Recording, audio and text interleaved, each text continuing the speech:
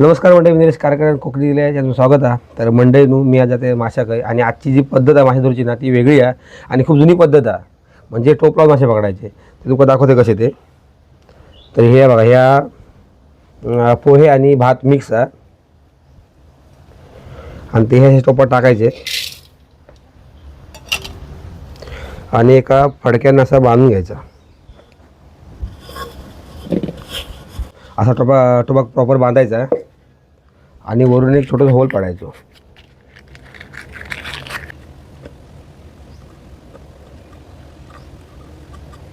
तर आता या प्रॉपर बांधून झाला.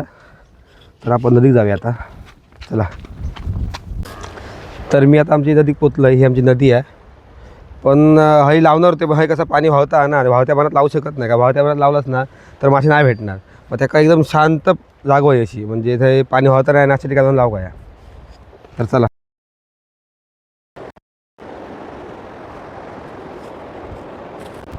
तर मग आता ही जागा भेटलेली आहे. तर मी आता टोप लावतोय.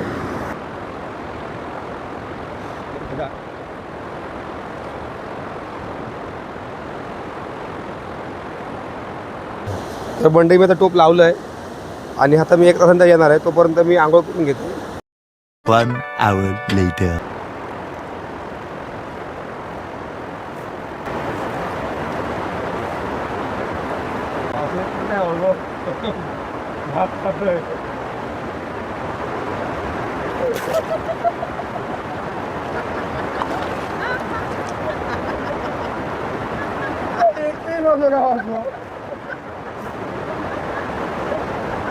अरे बात तरी खाऊन सांगतो.